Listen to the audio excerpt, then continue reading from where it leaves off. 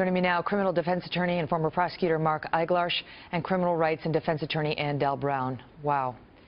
Mark, that... All her. All her. Anybody who dares point the finger at law enforcement is either being intellectually dishonest or somehow really doesn't know the facts in this case. They were overly cautious. They could have shot her right away when they came in and then held back.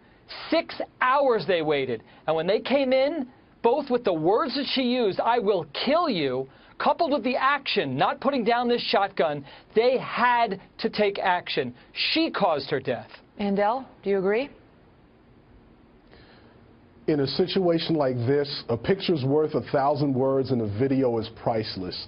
Here, we have the police account of the events, but we also had police accounts in the Walter Scott case, Laquan McDonald case, Tamir Rice case, where facts that were reported did not match up once we had a video. When we have citizens who feel the need, like in the Philando Castile or the Alton Sterling, to record interactions with police because the body cameras fell off, they aren't working, or whatever the case may be, it shows we have an issue with the trust and transparency and accountability. That's not what she asked you. Look at her. This is her with the gun. This is her with a shotgun, Mark Eiglarsh. I mean, that's on video. That's what we're told. That's not what we see.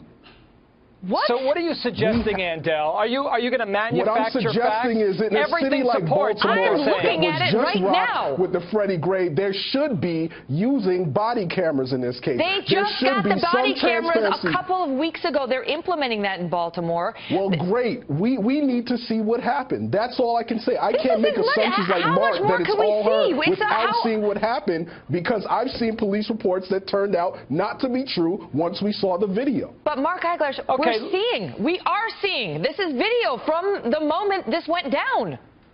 We can play Andell's generic game. I've made it before. Hold on. Andell, we'll go with what you're saying. You could throw out that generic comment all day long. We never know because we weren't there. We haven't seen reports, and sometimes reports are wrong. You're correct. But here's the question. Based upon what they're reporting, are you conceding that this was a justified shooting?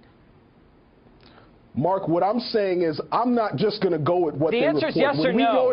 When we go into a court of law, Mark, you don't control this interview. When we go into a court of law, we make sure we're very sure before we take someone's freedom. You just can't say the word, we go through many steps before we take someone's life. And Andell, it was a hypothetical. Hold on a second, guys. Hold on a second. The people deserve to see and evaluate whether they're correct or incorrect. Okay, we have to keep the government honest. To your point, to Andell's point, the video of her loading up that gun was apparently from 2 weeks earlier. It wasn't this.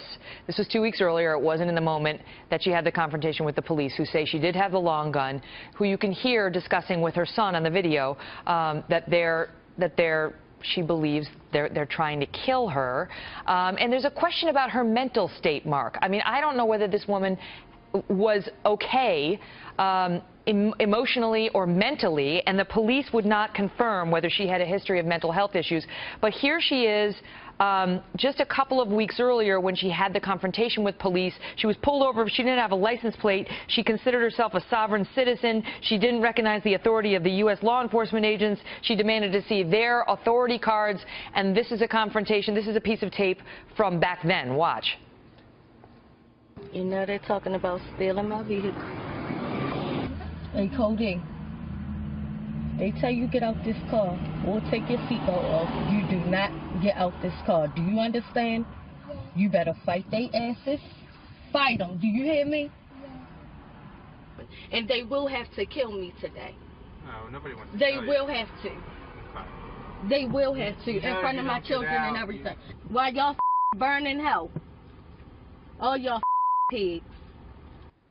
Right, so she's telling her child he has to get out. I think it's her 5-year-old. He has to get out and fight the police, that they're going to have to kill her to get her out of the car. The officer asked for her license and registration. She refuses to show it. She demands to see his authority card. He shows it to her. So the question is whether this person was of sound mind and whether the police, if that is the case, had an obligation to do more, to not engage in a shootout with this person. Okay, here's my take on her. I will defend her right to spew her outrageous and offensive speech, even y'all pigs, like she said at the end. She has a constitutional right to say that. But her constitutional rights end when she begins to resist and obstruct officers, as she did in that scenario, but worse, when she shows violence, when she has a gun aimed at law enforcement officers who didn't wake up wanting to kill anybody that day. They just wanted to go home to their families, and she created a scenario that led to her tragic demise. Go ahead, and I'll give you the last word.